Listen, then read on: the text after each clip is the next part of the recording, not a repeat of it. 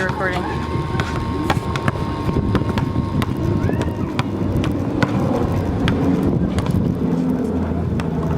Hello, my name is Scott Hillman, behind the cameras and Eleneke. I'm here to test the first prototype of the Tobor Roboti CameraSystem. It's designed to be a small, easy to carry, easy to port, easy to move around camera robot that can fit in the back of a car and replace the functionality of a tripod, a camera dolly, and a Steadicam, or anything else like this. This is a prototype of a camera robot. This is fundamentally not a robot, but it does the same basic functionality of it.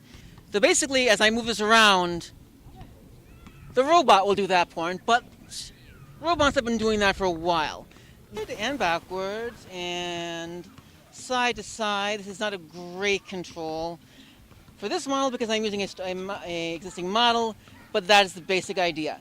This model is composed of 4 different parts. This is a base Cobra dolly from Chapman, which is from here to here. The actual Tobor model, this is 22 inches from the ground. The actual Tobor model will go about 10 inches to the ground because you don't need this thing here. It'll all fold into the base. However, the Tobor wheels will be much higher. These are very small. So you're getting a little bit of bump in our footage that the new Tobor should be able to fix for a little bit better. And maybe a little bit better suspension for it. But this does go up and down as noted. And the second major part is the gimbal here.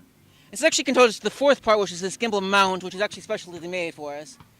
Because normally gimbals are handheld. As you push it back and forth, it also, as it slightly goes over bumps and things like that, it fixes that. As we move, it moves very subtly to fix the errors in the ground.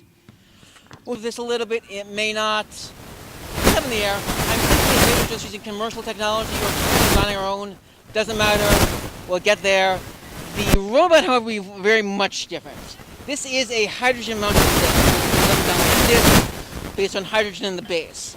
Ours is going to use a scissor lift or pantograph, which is just a standard pantograph which go up and down like this on motors, on linear induction motors. So instead of having kind of a neutral density, it will have 0 density, but it'll have much stronger pressure. Theoretically, it should be able to do 1,500 pounds of weight on this. We'll figure it goes. Also, obviously, this is a robot on the bottom. These wheels are freestanding, controlled by many electronic motors that will turn around in base. Which gives us, what else to say? The gimbal part of this is just a gimbal you can get anywhere. Licensed technology.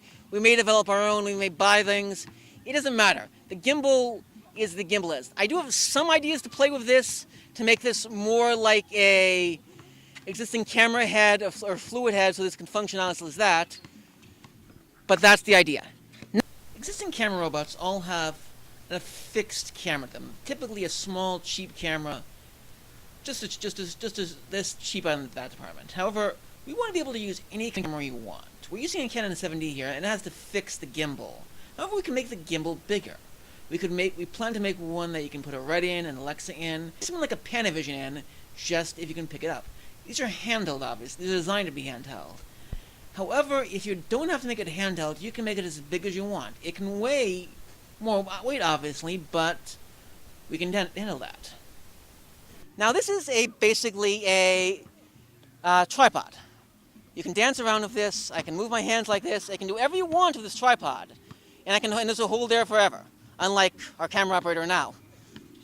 She is getting tired and tired and tired. Oh, how tired she is doing this.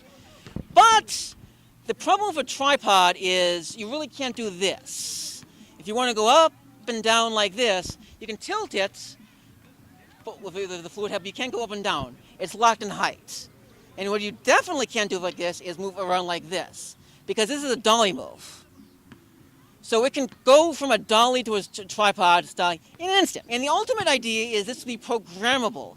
This obviously isn't. So if you want to program a dolly move in, back and forth, side to side, curves up the wooza, it can do that as well.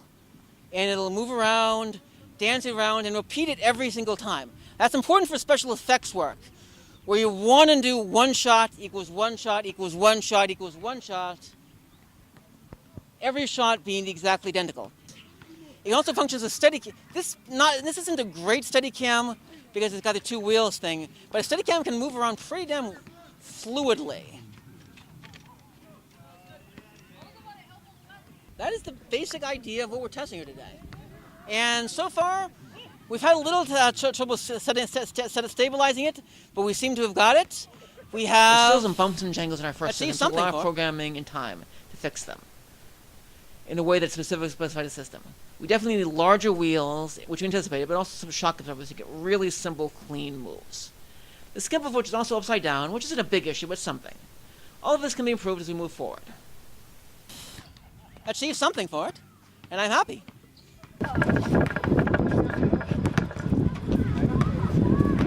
Cool.